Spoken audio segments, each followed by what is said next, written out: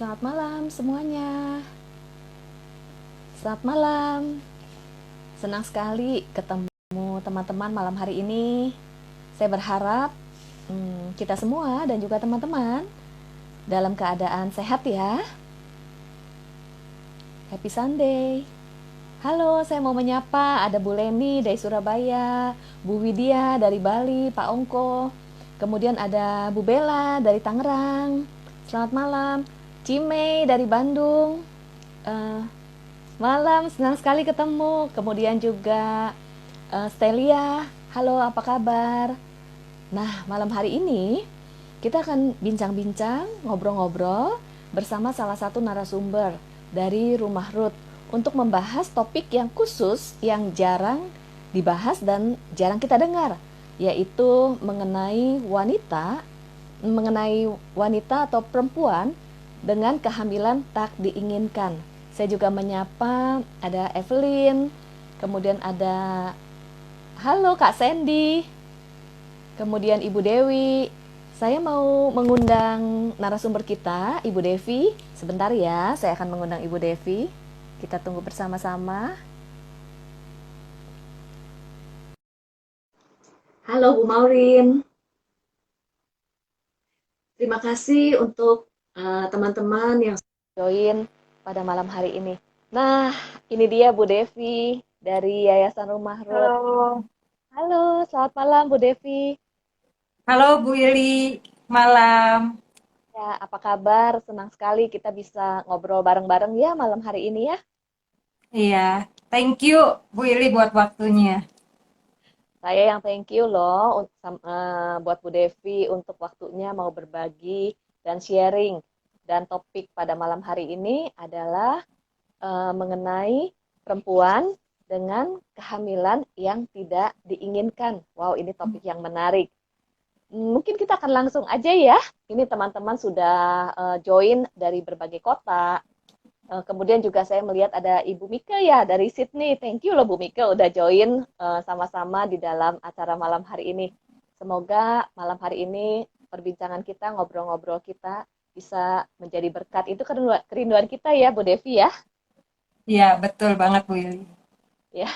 Nah, tanpa berlama-lama, saya mau memperkenalkan narasumber kita pada malam hari ini, yaitu Ibu Devi Sumarno. Ibu Devi Sumarno adalah founder dari Yayasan Rumah Tumbuh Harapan atau Rumah Ruth di Bandung ya. Iya, Kemudian betul. Ibu Devi juga sebagai mentor di PKBM. Mungkin kita akan lebih oke kalau kita mendengarkan langsung dari Bu Devi untuk memperkenalkan dirinya dan kegiatan apa yang dilakukan oleh Bu Devi selama ini. Silakan Bu Devi, senang sekali. Ya, halo semua teman-teman. Ya, perkenalkan nama saya Devi. Saya seorang ibu dari dua anak, punya suami satu pastinya. Ya, saya dengan suami memulai satu yayasan. Eh, Yayasannya namanya Rumah Tumbuh Harapan, tapi orang-orang biasanya menyebutnya dengan Rumah Ruth. Jadi memang yayasan kami berfokus kepada melayani wanita-wanita dengan KTD kehamilan yang tidak diinginkan dan bayi-bayi yang batal aborsi. Gitu sih. Wow, luar biasa melayani wanita dengan kehamilan yang tidak diinginkan dan bayi-bayi yang batal aborsi. Jadi pelayanan Ibu Devi ini melayani wanita dan juga bayi-bayinya ya. Iya, iya betul. Betul Bu Ili. Boleh mungkin di-sharingkan apa yang mendasari Bu Devi dan suami juga terpanggil untuk melayani hal ini.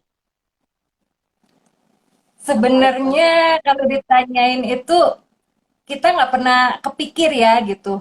Dulu itu nggak Mhm. pernah ada di pikiran saya, bahkan nggak pernah apa ya, nggak pernah direncanain gitulah Oke. buat sampai ada yayasan seperti ini gitu. Jadi berawalnya hanya dari nolongin temen awal waktu itu. Jadi nolongin temen yang hamil di luar nikah.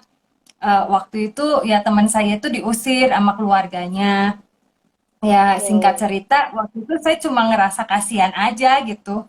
Saya ngerasa kasihan, saya ngerasa saya bisa nolongin dia. Kenapa saya nggak nolongin dia? Jadi dari hal yang simpel seperti itulah berawalnya gitu. Jadi kalau ditanyain apakah ngerencanain, nggak, sebenarnya nggak pernah kebayang bakal seperti ini gitu ya. Nah, dari situ akhirnya waktu itu saya nolongin waktu saya masih single ya, belum Oh, nikah. jadi dari belum nikah nolongin ya? Iya, iya betul. Oke. Dari waktu itu saya ngontrak bareng teman-teman. Jadi saya buka rumah saya. Jadi saya menolong dia untuk tinggal bersama saya di kontrakan saya waktu itu ya. Nah, Oke. singkat cerita, saya menikah, ternyata ada kasus lagi yang datang sama kami. Nah, sebenarnya dulu itu kami berusaha mencari yayasan seperti ini. Jadi waktu ada kasus yang datang, saya coba cari, tapi zaman itu susah banget gitu ya nyari yayasan yang bisa menolong spesifik untuk wanita dengan kehamilan yang di luar nikah gitu. Nah, akhirnya saya ngobrol sama suami. Nah, akhirnya kami menampung di rumah kami gitu. Itu 13 tahun yang lalu. Jadi 13 tahun yang lalu akhirnya kami membuka rumah kami menolong mereka di rumah kami gitu. Jadi sampai akhirnya 11 tahun yang lalu di tahun 2011 kami memulai yayasan ini. Itu sih. Wah, ternyata yayasan ini sudah sekitar 11 tahun ya. Iya, 11 sampai betul. 13 tahun. Dan awalnya ini tanpa rencana. Jadi mulai dari hati yang sebenarnya rindu untuk tolongin temen, kemudian juga mencari sebuah tempat yayasan untuk bisa menampung teman atau wanita yang memiliki kehamilan tak diinginkan di luar nikah gitu Iya. ya, kan nggak ada yang menginginkan hal ini.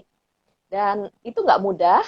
Kemudian akhirnya dari hati yang ada belas kasihan, kemudian pengalaman menolong teman, dan Tuhan kirimkan wanita-wanita yang mengalami hal yang serupa, dan itu yang mendasari sehingga dibuatlah yayasan dengan pelayanan yang spesifik, yaitu Iya. menolong wanita dengan kehamilan yang tak diinginkan. Wah, luar biasa banget. Saya sangat appreciate dan saya bersyukur Bu Devi dan suami keluarga menanggapi panggilan Tuhan untuk memberikan solusi dan memberikan pertolongan dengan cara yang spesifik dan unik. Mungkin boleh sharing selama 11 tahun ini visi, misi, kegiatan, dan mungkin dampak-dampak yang dari pelayanan Rumah Ruth ini. Mungkin Bu Devi boleh sharingkan ya. Ya, sebenarnya kalau visi misi itu karena angka aborsi di Indonesia sangat tinggi ya, 3 juta per Wow, tahun. Dan itu wow. membuat hati saya, maksudnya banyak kita ngedengar berita aborsi dilakukan gitu. Jadi memang visi pertama kami adalah menurunkan angka aborsi di Indonesia. Jadi mencegah untuk mereka melakukan aborsi. Nah, yang kedua adalah kami pendampingan untuk wanita-wanita yang sudah terlanjur hamil gitu. Jadi kami melakukan pendampingan buat mereka. Yang ketiga adalah penyuluhan. Jadi kami melakukan banyak langkah-langkah preventif. Karena kalau ditanya harapan Rumah Ruth apa gitu ya, harapannya sebenarnya tutup Bu Yeli. Maksudnya tutup itu nggak ada lagi orang-orang atau di luar sana yang mengalami kehamilan yang tidak diinginkan gitu ya. Tapi memang karena kasus KTD ini itu seperti gunung es, jadi luarnya kelihatannya sedikit, tapi dalamnya itu sebenarnya kasusnya banyak sekali gitu. Jadi Oh, ya yang terjadi adalah ya setiap tahun bertambah gitu. Bahkan dari kami memulai pelayanan ini sampai hari ini, jadi total 11 tahun yayasan ini berdiri aja sudah 300 lebih yang kami tanganin gitu ya. Jadi wah, 300 kasus, 300 bayi yang sudah lahir di kami gitu ya. Itu sih wow, eh Bu Yuli. wah.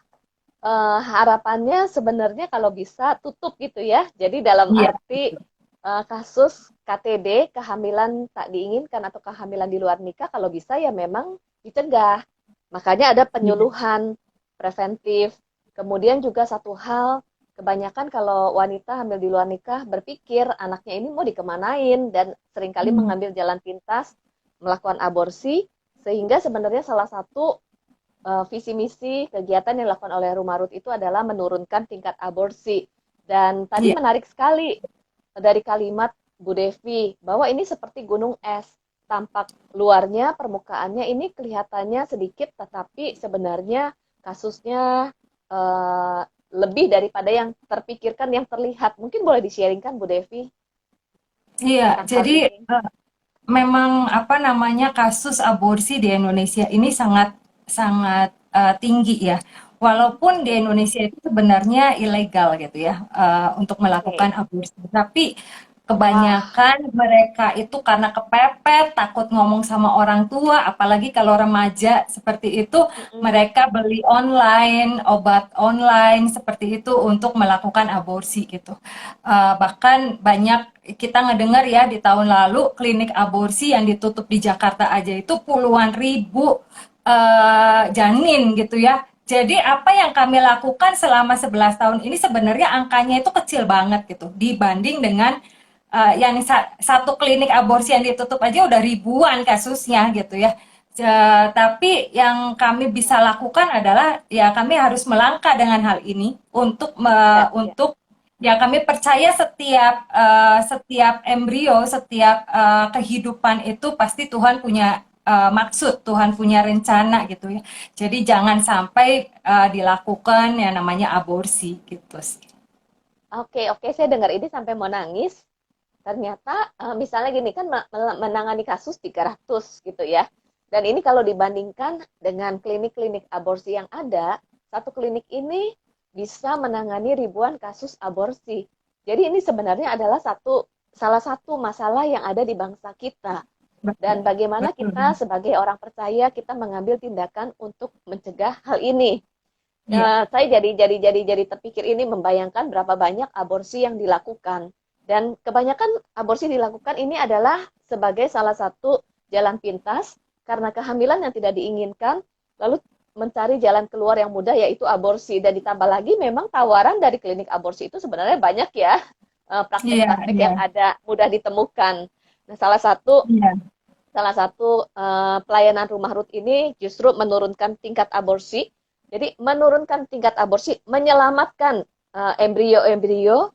Kemudian yang kedua, menolong wanita dengan kehamilan tak diinginkan yang sudah terlanjur tanda kutip. iya. Yang sudah terlanjur ini menarik sekali, yang sudah terlanjur. Dan yang ketiga ini juga satu yang menarik, yaitu melakukan penyuluhan supaya tindakan-tindakan preventif ini bisa disosialisasi. Dan tentunya ini Mm, akan membantu wanita-wanita di Indonesia. Wah, thank you loh mm. Bu Devi untuk pelayanannya dan juga sharingnya. Kemudian mungkin saya mau tanya, saat melayani perempuan KTD, siapa saja sih yang mengalami KTD secara mayoritas? Mungkin Bu Devi boleh Mm. sharing Iya, usianya, latar sebenarnya belakangnya, dan iya. sebagainya. Ya. KTD ini bisa terjadi di dua istilahnya apa ya dua jenis gitu ya kita sebutnya itu dua jenis KTD. Yang pertama itu adalah kepada KTD yang terjadi pada remaja. Jadi perempuan remaja yang hamil, misalnya kasusnya adalah pacaran bablas seperti itu ya kasus pemerkosaan seperti itu biasanya terjadi kepada remaja kehamilan remaja. Nah, itu biasanya di usia SMP hamil, SMA hamil gitu. Paling kecil yang pernah kami layani adalah umur 11 tahun yang hamil. 11 tahun, Oke. jadi masih kecil banget ya. Baru menstruasi udah hamil. Nah, yang kedua, jenis yang kedua adalah perempuan dengan yang sudah menikah mengalami Mm, KTD. Nah, kasus yang sudah menikah ini perempuan dengan yang sudah menikah biasanya kasus misalnya dia sudah bercerai dengan suaminya, lalu ketemu pacar lama atau reunian dengan teman SMA gitu akhirnya hamil atau perselingkuhan atau TKW yang apa Indonesian worker yang bekerja di luar negeri karena dia pisah lama dengan suaminya yang ada di Indonesia, kasus-kasus itu juga banyak gitu ya. Nah, itu yang terjadi sih dua jenis apa ya perempuan dengan KTD. Nah, mayoritas yang terjadi di kami itu sebelum pandemi 75% di kami itu under 20, di bawah usia 20 tahun di data wah, kami ya. ya, Sebelum pandemi. ya. Karena pandemi mungkin remaja mau diem di rumah ya, online school gitu ya. Jadi data yang terjadi setelah pandemi adalah kasusnya itu memang remaja menurun gitu di 50%, tapi kasus yang sudah menikah meningkat. Itu data di kami. Tapi KBGO-nya, KBGO itu kekerasan berbasis gender online itu meningkat. Jadi kami juga melakukan data collect data untuk yang KBGO juga, karena kemarin kami melakukan online apa ya, konseling online untuk yang kekerasan berbasis gender online. Itu jadi memang ya kasus-kasus yang ada ya di antara remaja dengan yang sudah menikah. Oh, oke. Ada dua jenis ya dari KTD, yang remaja belum menikah dan yang sudah menikah. Sebelum pandemi, 75% justru under 20 kasus-kasus yang ditangani. Sesudah pandemi, justru kebanyakan kasusnya adalah mereka yang sudah menikah. Boleh diceritakan nggak? Maksudnya gini, saya ini jadi berpikir sudah menikah, lalu hamil, kemudian hmm, dilayani di rumah Ruth, dan ada hubungannya apa dengan pandemi? Mungkin boleh diceritakan nggak ya Bu Devi? Ini menarik banget Iya, gitu. Apa iya ini data hubungannya yang gitu? masih data yang masih kita gumulkan sebetulnya ya, kenapa data ini muncul di saat setelah pandemi. Tapi Ya, memang kasus-kasus yang ada adalah kalau yang sudah menikah, kasusnya itu mereka sebagian besar perceraian gitu ya. Jadi sudah bercerai dengan suaminya, lalu berpacaran online atau dia berkenalan dengan orang lain gitu ya. Nah, memang selama pandemi ini kasus kenalan online itu lagi meningkat gitu ya. Kita sebutnya itu oke. apa ya? Ya mereka punya istilahnya emosional touching di saat sedang online gitu ya. Jadi itu Oke. kasusnya itu memang meningkat di saat lagi pandemi ini gitu. Oke, oke, kasus meningkat, kemudian akhirnya ketemuan dan waktu ketemuan terus Mm-mm. hamil lah ya gitu ya. Kalau sudah Iya, iya. menikah berarti oh sudah bercerai ya, sudah bercerai Mm-mm, atau iya, jadi sebagian jadi besar. terpikir sebagian besar bercerai, berarti ada yang tidak bercerai. Kalau tidak bercerai itu seperti perselingkuhan kah? Iya, iya, kasus perselingkuhannya juga banyak juga. Oh, Tapi oke. memang jadi kasus remaja dengan yang udah dewasa awal atau dewasa muda itu kan berbeda gitu ya. Walaupun Mhm. mereka belum menikah tapi di usia misalnya di atas 25 tahun sudah bekerja, itu kasusnya juga meningkat gitu ya. Nah, memang penanganan, pendampingan di usia remaja dengan pendampingan untuk dewasa awal itu berbeda banget. Jadi faktor yang mempengaruhinya berbeda, juga penanganannya, konselingnya, dan juga untuk pendampingannya juga berbeda gitu. Oh, oke, oke. Nah, ini menarik nih. Em, eh, Berbeda antara yang belum menikah dan sudah menikah. Yang dinamakan faktor-faktor yang mempengaruhinya berbeda. Faktor-faktor itu maksudnya apa ya, Bu Devi ya? Faktor-faktor yang mempengaruhi yang sebelum menikah dan sudah menikah. Mm-mm. Sebenarnya faktor yang mempengaruhinya multifaktor ya. Faktor yang Ah, mempengaruhi oke. perempuan bisa mengalami KTD itu kami sebutnya multifaktor. Kita biasanya Mhm. dibagi dua, intern dan ekstern. Ya, intern itu Oke. bisa ketidakmatangan emosi diri gitu ya. Jadi self Mhm. esteemnya rendah seperti itu ya. Itu Mhm. salah satunya gitu ya, ketidakmatangan emosi. Lalu yang kedua adalah pola asuh yang salah di dalam keluarga. Pola asuh ini itu apa namanya, ada yang misalnya disfungsi ayah atau disfungsi ibu itu Mhm. sangat mempengaruhi. Nah, data di kami Oke. 90% adalah mereka mengalami namanya disfungsi ayah. Itu memang Oh data ya? di kami memang sebagian besar ya. Papahnya ada tapi tidak berfungsi atau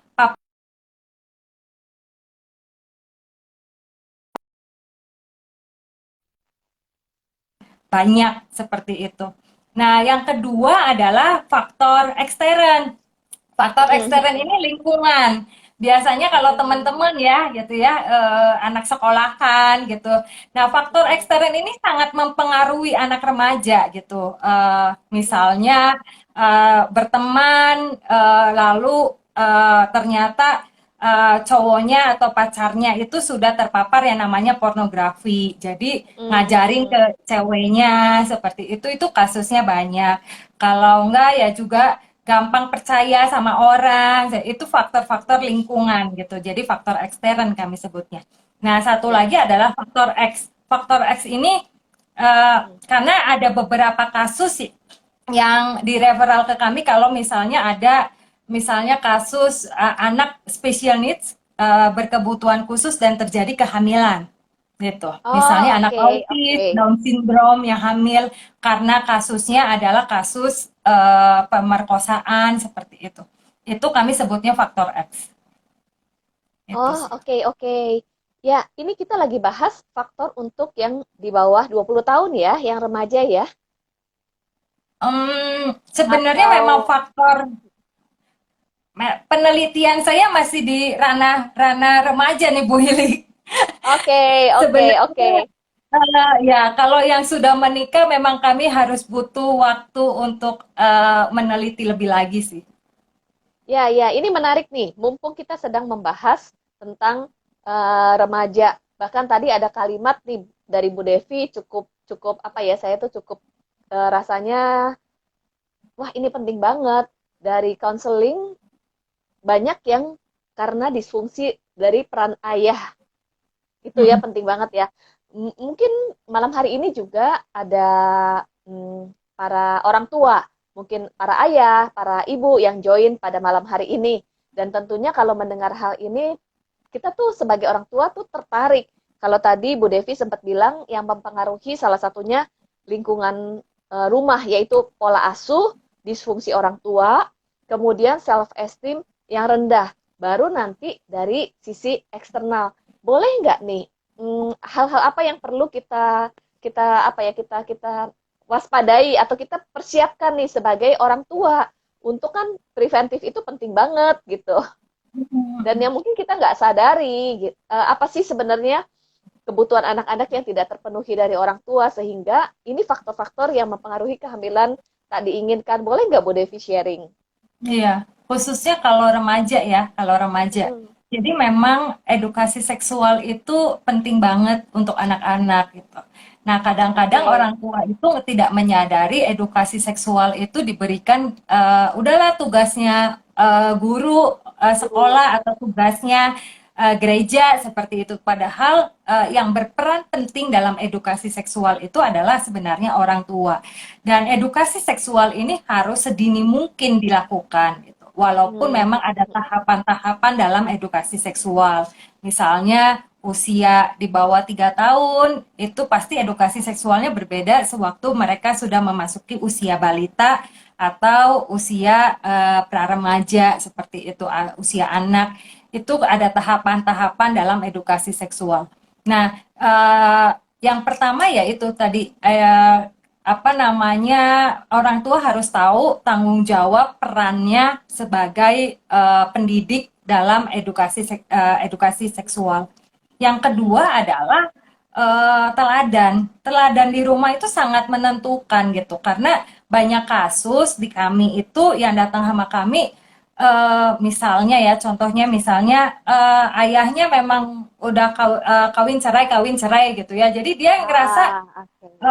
ya dia ngerasa dirinya orang papa saya seperti itu kok, kenapa saya nggak boleh pacaran seperti itu. Nah, itu juga mempengaruhi. Jadi teladan yang di rumah itu sangat menentukan gitu, menentukan apa ya perilaku-perilaku anak ke depan. Ya, itu sih. Lalu selanjutnya adalah memang khususnya kalau buat yang remaja, kadang-kadang orang tua itu tidak bisa berperan sebagai teman. Jadi Hmm. si apa ya namanya anak remajanya sulit buat terbuka sama mamanya gitu ya. Jadi belum apa-apa udah diomel-omelin gitu. Baru ngomong sedikit gitu ya udah langsung maminya udah ngoceh-ngoceh gitu. Nah, yang jadi akhirnya mereka berteman atau curhat sama orang lain atau sama temennya. Nah, atau sama sama apalagi kalau misalnya dia nggak punya sosok ayah atau disfungsi ayah gitu ya. Jadi sewaktu dia ngerasa curhat sama cowoknya, dia ngerasa nyaman gitu. Itu juga menjadi salah satu faktor sih yang banyak kasus di kami. Itu Oh, sih oke, mungkin. oke. Ya, ya, menarik banget. Peran orang tua, peran orang tua adalah sebagai pendidik, yaitu memberikan edukasi seksual sedini mungkin. Namun saat memberikan Mhm. edukasi seksual sesuai dengan tahapan-tahapan usianya ya. Iya, Lalu iya. juga teladan dari orang tua, bagaimana perilaku orang tua. Kalau orang tua selingkuh atau kawin cerai, orang tua juga perilakunya tidak menjadi teladan. Ini mempengaruhi karena anak mencontohi orang tua. Kemudian ini penting banget, saya juga mau garis bawahi, khusus anak remaja yang dibutuhkan adalah teman curhat dan rindu orang tua bisa menjadi teman untuk sharing. Itu kebutuhan anak Iya. remaja dan juga kebutuhan kita semua ya, perlu teman curhat ya Bu Devi ya. Betul, betul. Lalu pada saat anak remaja nggak mendapatkan di rumah, maka mencari orang lain. Pas ketemu pacar yang enak dan asik curhatnya, tapi ternyata pacarnya tersebut entah mengajak untuk hubungan seks dan sebagainya, mungkin mungkin dia tidak ingin kehilangan karena nggak dapat teman curhat. Jadi disitulah terjadi kehamilan tak diinginkan ya Bu Devi. Iya, betul banget. Mhm. Nah, saya mau tanya nih tadi ada satu lagi, apa peran self esteem terhadap kehamilan tak diinginkan? Wah, ini sebetulnya Tadi ada sempat di membahas ya. penelitiannya suami ya. Ya, jadi memang gambar diri atau self esteem ini sangat menentukan ketidakmatangan emosi gitu ya, Ketidakmatangan ketidakmatangan. emosi, ya boleh diceritakan. Iya. Eh, ini kalau ngebahas ini nanti satu sesi sendiri dan lebih baik sebenarnya suami saya karena penelitian suami saya Gitu di ya, self esteem ya. Jadi boleh. ini mah Yang yang saya saya ingin tahu ya. sedikit aja.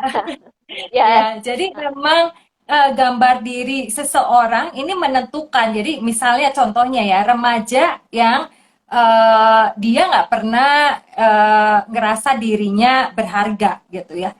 Nah, jadi sewaktu ada orang yang memuji dia gitu ya, ya, menyanjung dia, kamu cantik ya gitu, kamu, aduh kamu anggun ya, dia langsung ngerasa ada diri dia berharga seperti itu.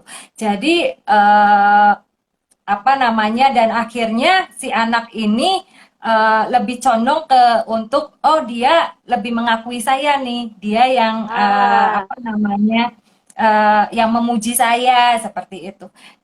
Dari situlah akhirnya berawal dari misalnya pacaran lalu terjadi kehamilan seperti itu. Nah, kehamilan itu sebenarnya ujungnya saja, Willy. Jadi yang kami harus cari tahu adalah akar permasalahannya.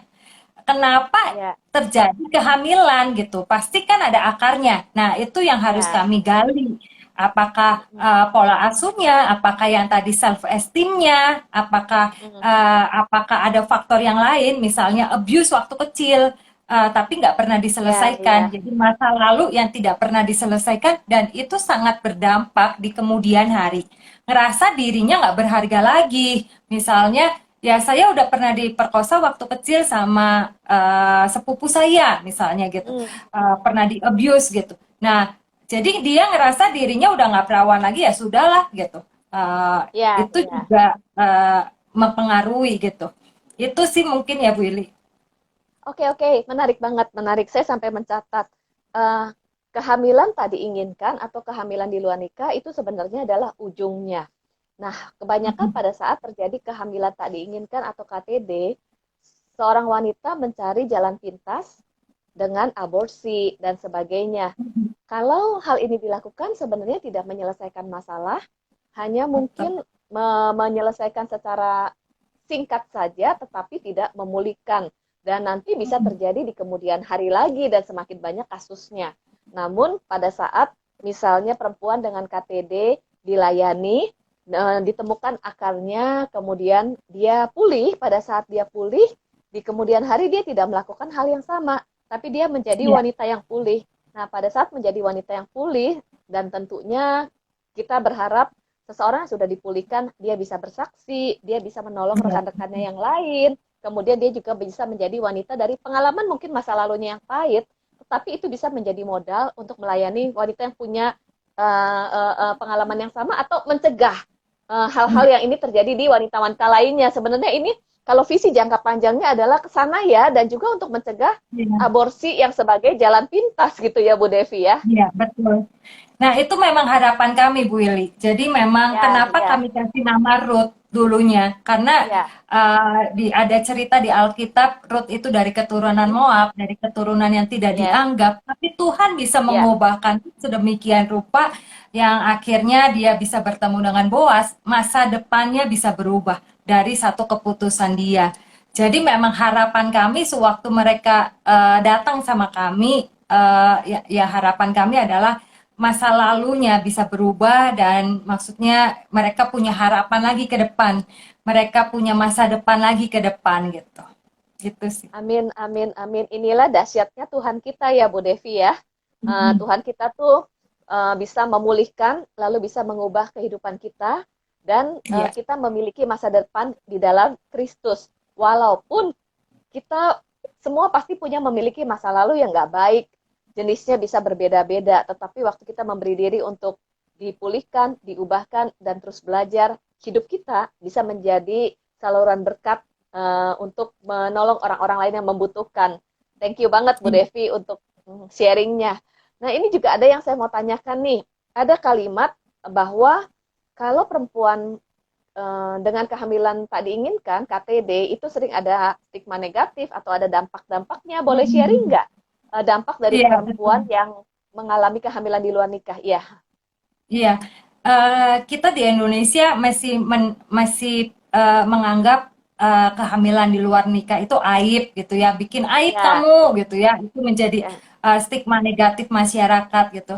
Dan itu sangat berdampak sekali buat perempuan dengan KTD ini gitu ya.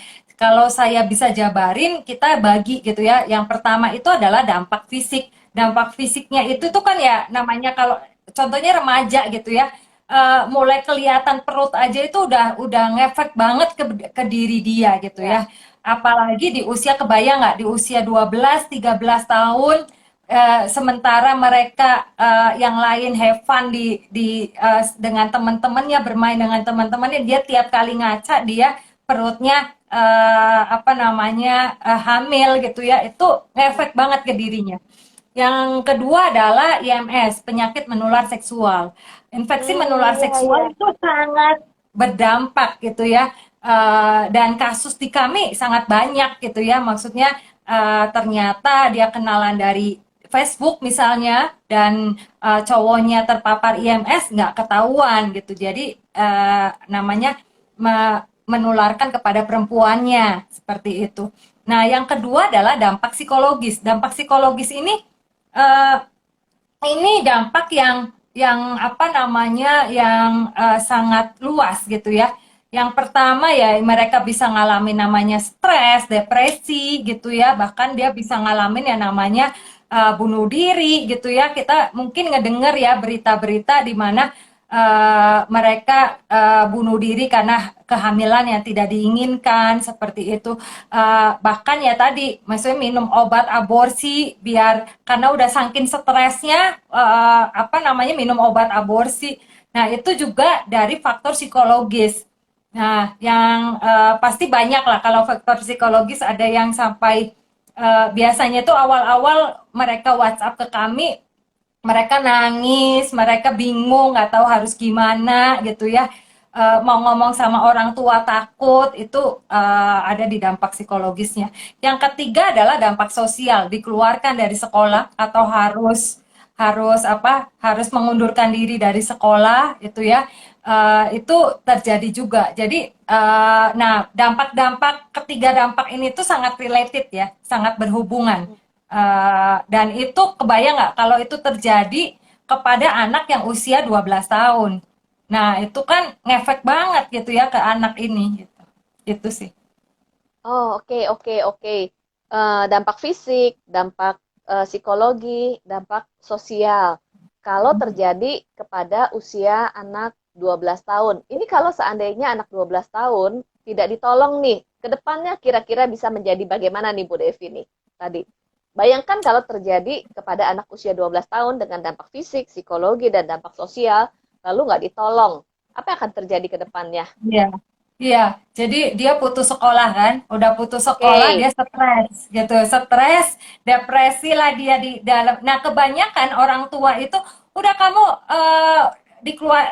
keluar dari sekolah, dikurung di dalam kamar, nggak boleh keluar-keluar wah, dari kamar karena malu tetangga itu kan.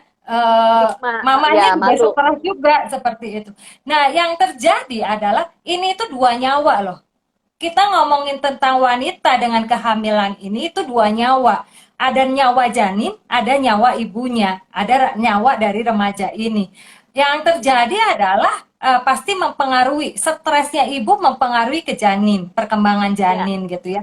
Dan juga pasti misalnya perkembangan janinnya terhambat, akhirnya lahir dengan prematur atau enggak berat bayi yang kecil itu efek daripada stresnya ibu hamil gitu ya. Nah, dampak yang lain adalah akhirnya karena nggak dilayani dengan baik atau tidak didampingi dengan baik oleh orang tuanya, yang terjadi stresnya berlarut. Stres berlarut ini dia bisa kemana-mana pikirannya, bisa ke bunuh diri lah, bisa pikirannya cari pria itu atau hal-hal yang lain gitu. Itu sih.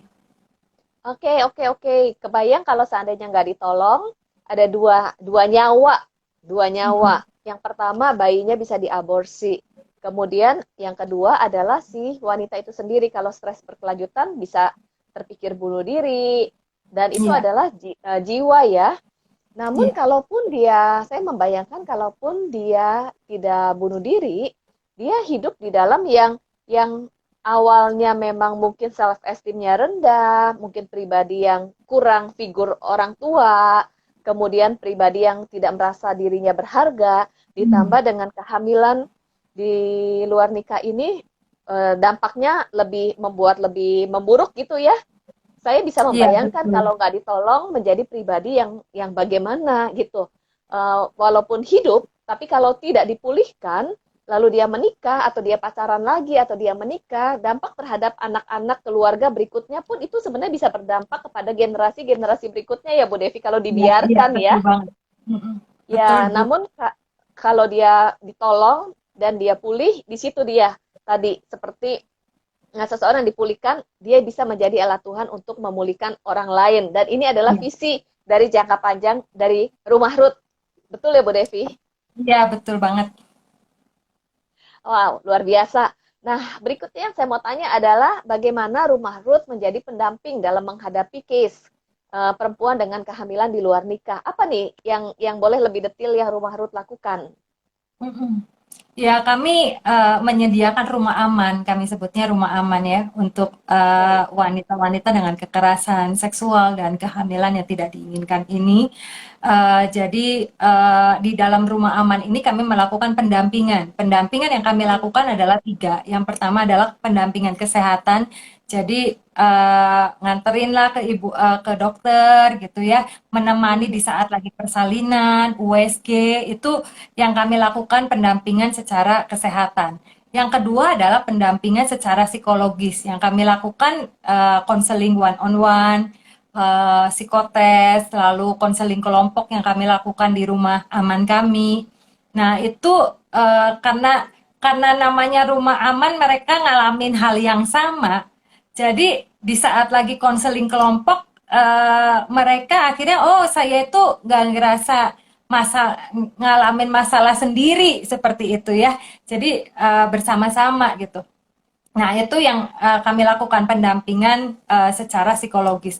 Selain itu juga ada skill-skill kelas yang kami lakukan. Jadi kelas-kelas pendampingan seperti keterampilan, ada kelas-kelas yang lain gitu ya untuk memperlengkapi mereka sehingga mereka setiap hari jadi kayak sekolah gitu di rumah aman kami gitu ya. Mereka nggak diem aja gitu, tapi mereka melakukan sesuatu gitu di rumah aman. Itu sih. oke, saya membayangkan nih, Bu Devi, banyak banget yang dilakukan loh secara fisik.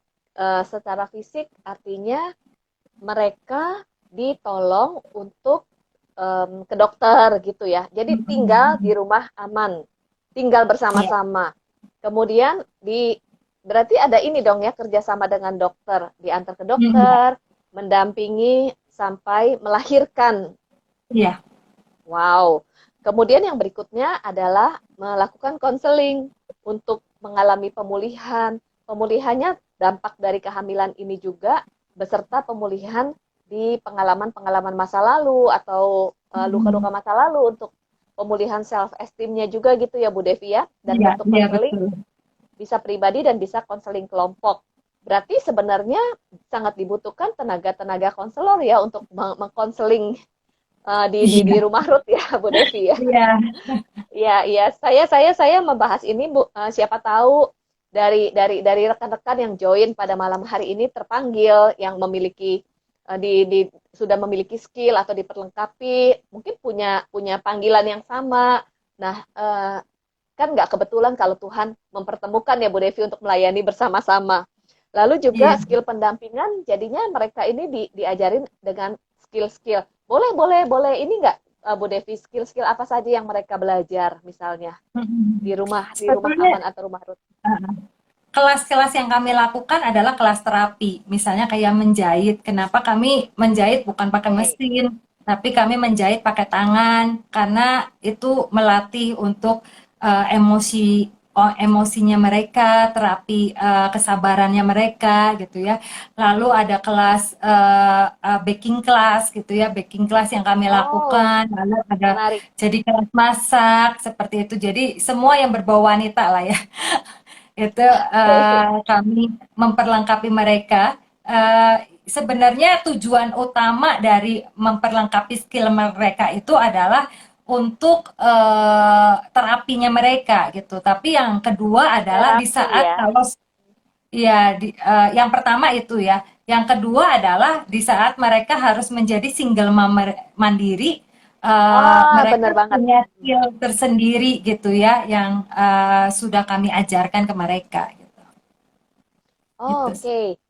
Jadi membutuhkan pengajar-pengajar juga dong ya Bu Devi ya, yang bisa mengajar Iya, iya, baking, merajut, iya, hal-hal kalau seandainya di antara teman-teman yang join pada malam hari ini, gitu, kemudian rindu untuk memberikan pelatihan-pelatihan, itu sangat membantu sekali ya Bu Devi ya. iya, iya, betul banget. Ya, Iya.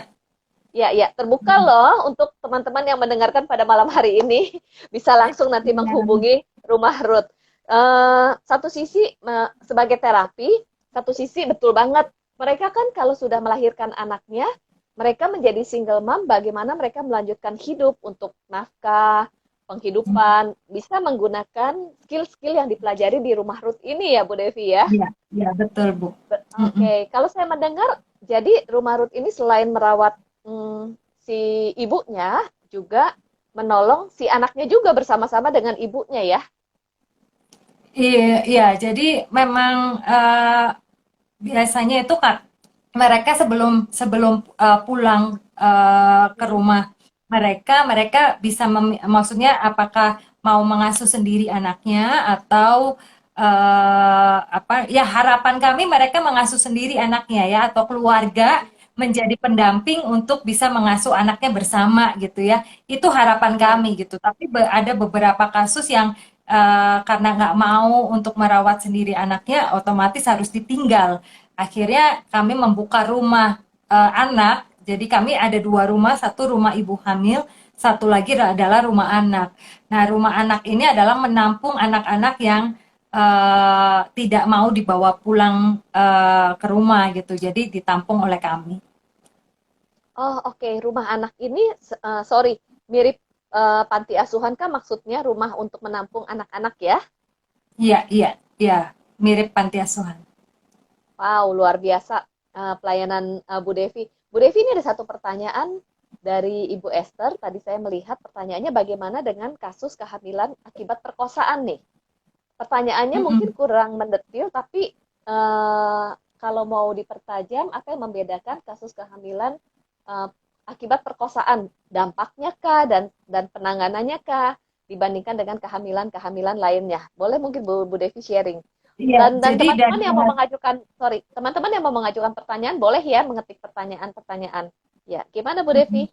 Jadi memang kalau kasus pemerkosaan, pertama kali mereka bilang pemerkosaan, kami harus telaah lebih dalam lagi gitu. Apakah benar-benar pemerkosaan atau tidak gitu ya.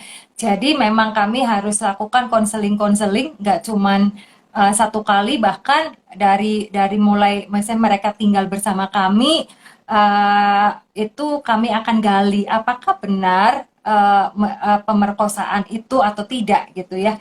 Nah, kalau seandainya dari hasil konseling kami ternyata terdeteksi bukan bukan pemerkosaan, kan beda cerita gitu ya, beda penanganannya juga gitu. Tapi kalau dia murni pemerkosaan, itu kasusnya sebenarnya sangat jarang sekali kasus murni pemerkosaan. Itu jarang banget gitu Oke. ya. Dari data kami itu hanya 2% yang kasusnya murni pemerkosaan, dan itu rata-rata perempuannya dengan berkebutuhan khusus kebanyakan. Jadi sebagian besar dari kasus-kasus yang pemerkosaan itu biasanya perempuannya misalnya Down syndrome atau Hmm. IQ di bawah rata-rata gitu. Itu yang terjadi gitu ya. Tapi kalau kalau yang disebut awalnya disebut pemerkosaan, misalnya kayak dikasih obat lalu tidur, akhirnya tidur Ya. bareng, itu nggak murni pemerkosaan. Biasanya kita gali gitu ya, kenapa kok bisa dikasih obat, itu kita bisa lihat dari hasil konselingnya. Oh, oke, oke, oke, oke. Ya, ya, ya. Menarik sekali ya. Kalau melaporkan kasus pemerkosaan, jadi ditelusuri, dikonseling apa benar murni pemerkosaan. Oke, thank you, Bu Devi. Nah, sekarang saya juga mau menanyakan nih, bagaimana nih kalau tadi kan Rumah Ruth berperan mendampingi perempuan dengan kehamilan tak diinginkan. Bagaimana kita nih, Bu Devi, yang sesama wanita ataupun kami-kami bisa berperan jika terjadi kehamilan di luar nikah di sekeliling kita. Ada nggak tips-tips buat kita, buat Iya. kami? Ya, tips yang pertama itu jangan judgement dulu, jangan menghakimi Ah, gitu. Karena sewaktu misalnya teman kita cerita aku hamil gitu, jangan hmm. langsung, ih kenapa sih kamu hamil? Atau kok bisa kamu hamil? Kok bisa? Kenapa Ya, itu ya, ya, terjadi? ya, ya. Atau ih kamu cewek nakal ya misalnya gitu, perempuan nakal ya kok Hmm. bisa sampai hamil gitu. Nah itu judgement. Jadi yang pertama jangan lakukan judgement. Jadi menjadilah pendengar yang baik gitu ya. Jadi sewaktu Oke. ada teman atau saudara yang mulai bercerita, karena buat mereka mereka cerita aja itu udah susah banget gitu ya. Itu butuh nyali, istilahnya butuh keberanian untuk bisa terbuka gitu. Jadi sewaktu dia terbuka sama kamu sebagai temannya, itu udah satu keberanian yang luar biasa sekali. Jadi Hmm. waktu teman kamu cerita atau ngomong gitu ya, jadilah pendengar yang baik. Jadi tampung dulu aja gitu. Nah, sewaktu sudah Oke. mulai menampung, nggak usah respon apapun. Yang tahap kedua adalah fokuslah kepada kesehatannya daripada teman kamu ini itu ya. Tanyain kapan terakhir menstruasi, bawa ke dokter, itu yang kedua. Yang ketiga, mulai mulai tanya atau referral kasus gitu, mulai cari cari bantuan yang lain gitu. Nah, referral kasus pun maksudnya harus harus referral kepada orang yang berkompeten atau memang ada di bidang itu.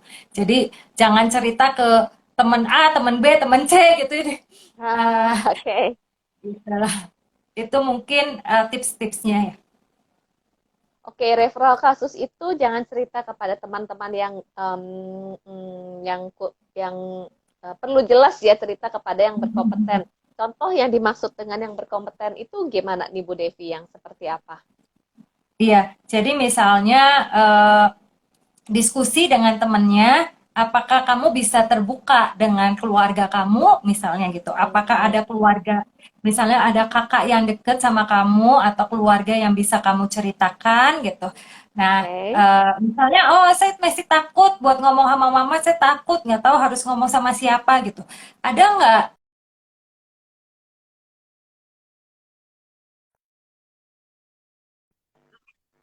yang dia bisa terbuka gitu ya.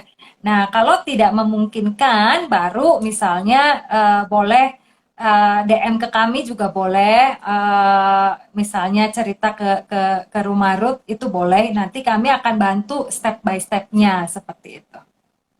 Oke, oke, step by step-nya ya. Nah, ini saya jadi tertarik juga nih, Bu Devi. Misalnya ini ada dua nih. Ada dua pertanyaan dari saya. Biasanya si anak saat dia tahu hamil di luar nikah, lalu dia takut untuk cerita sama orang tuanya. Apakah dia akan didampingi step by step untuk bagaimana bercerita kepada orang tuanya? Itu yang pertama. Lalu yang kedua, pertanyaan saya adalah jika dia tuh kepikirannya aborsi, aborsi, aborsi. Sebagai teman, kita bolehkah langsung bilang jangan dan sebagainya, kasih nasihat dan sebagainya, gimana nih baiknya Bu Devi? Iya, jadi kalau yang pertama adalah memang goalnya adalah orang tua harus tahu karena kehamilan ini nyangkutnya nyawa gitu ya. Nah, tapi Oke, kita harus tahu dulu tipe orang tuanya itu seperti apa, responsifkah atau bagaimana. Jadi jangan langsung ngomong kamu harus ngomong dong sama mama kamu harus ngomong dong sama papa kamu. Jangan seperti itu. Tapi tahapannya adalah kalau kamu ngomong sama mama kamu, menurut kamu, mama kamu akan responnya seperti apa sih? Ya, nah, dia kan mungkin ceritanya akan, wah, mama sih pasti akan ngusir saya, pasti akan marah sama saya gitu. Nah, itu yang harus dicari tahu dulu gitu ya. Jadi harus memang waktu yang tepat untuk bisa bicara sama orang tua. Nah, kalau mm-mm. yang kasus yang kedua misalnya dia sudah berpikirnya aborsi, aborsi, aborsi terus gitu. Nah, ini memang harus didampingi terus ya gitu. Jadi Oke, sebagai teman ya kita jadilah dampingi ya. ya, betul. Jadilah pendamping, kami sebutnya itu duta kehidupan. Kamu bisa menjadi duta Ah, kehidupan untuk teman kamu ini. Kamu bisa menyelamatkan nyawa satu orang. Nah, jadi kamu harus menjadi pendamping buat dia. Misalnya gini, kamu handphone saya akan WhatsApp saya akan selalu on. Kapanpun kamu ngomong, kamu harus ngomong sama saya. Jadi ya, ya. jadilah teman yang maksudnya selalu ada buat dia gitu ya. Itu. Nah, terus yang kedua adalah mulai masukkan kenapa jangan lakukan aborsi. Nah, juga alasan Ya, kenapa dia berpikir aborsi terus kenapa? Pasti kan takut. Takut sama siapa gitu. Misalnya udahlah aborsi aja, cowok saya udah kabur nggak tahu kemana gitu. Nah, mm, bawa apa namanya, bawa teman kamu ke dalam satu pemikiran yang maksudnya oh itu bukan solusi satu-satunya loh gitu. Nah, itu memang mm. butuh apa ya, butuh pendampingan lebih sih. Pendampingan untuk intervensi, pendampingan sebagai kita sebagai duta kehidupan mendampingi, lalu juga intervensi ini penting banget. Intervensinya dua. Kenapa jangan aborsi dan kenapa kamu terpikir untuk aborsi? Apa yang dikhawatirkan? Begitu kita menemukan apa yang dikhawatirkan dengan harapan bisa membukakan bahwa ada solusi dan solusi Iya, satu-satunya bukan aborsi karena pada saat sedang stres dan sebagainya memikirkan itu jalan keluar yang pintas gitu ya. Mungkin yang dipikirkan iya, takut iya, nanti apa kata orang, takut nanti masa depannya hancur dan sebagainya. Nah, ini pendampingan-pendampingan kepada mereka ya. Nah, iya, ini betul, betul. ya ada lagi nih yang saya mau tanya. Sebagai orang tua nih, pada saat kan orang tua tuh pasti kan kaget banget kalau mendengar anaknya nih tiba-tiba melaporkan bahwa dia hamil di luar nikah. Apa sih dari Bu Devi tips buat orang tua kalau dengar dari cerita anak mereka mereka yang hamil di luar nikah, apa yang diharapkan, respon seperti apa yang diharapkan dari orang tua pada saat mereka sudah terlanjur, tanda kutip ya, mereka terlanjur. Apa yang tips buat orang tua untuk menolong, untuk tidak Iya, memperburuk kondisi? Yes. iya, memang itu masa yang tidak mudah ya buat orang tua gitu ya. Pasti stres, pasti panik, ya, pasti bingung gitu. Jadi tipsnya adalah yang pertama jangan melakukan hal-hal yang tidak diinginkan dulu. Jadi eh, tenangkan diri.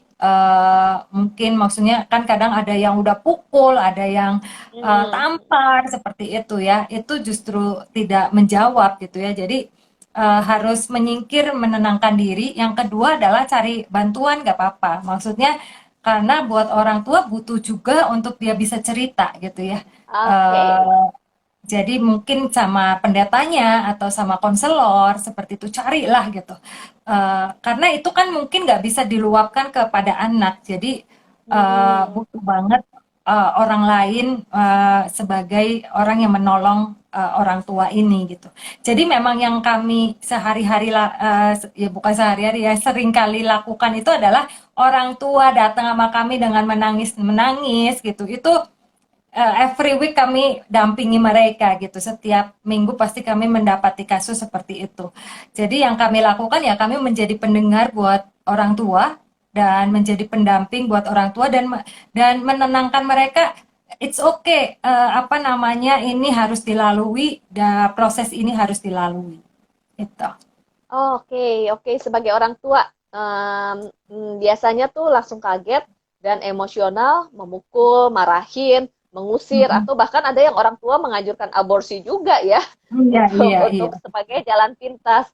Nah, sebagai orang tua, perlu mengelola diri. Memang ini bukan hal yang mudah, dan orang tua juga perlu mencari bantuan untuk konseling supaya bisa berpikir jernih, menenangkan diri Mm-mm. dulu, berpikir jernih, menemukan solusi yang terbaik untuk berdua, Iya, baik anak maupun orang tua dan si calon bayinya.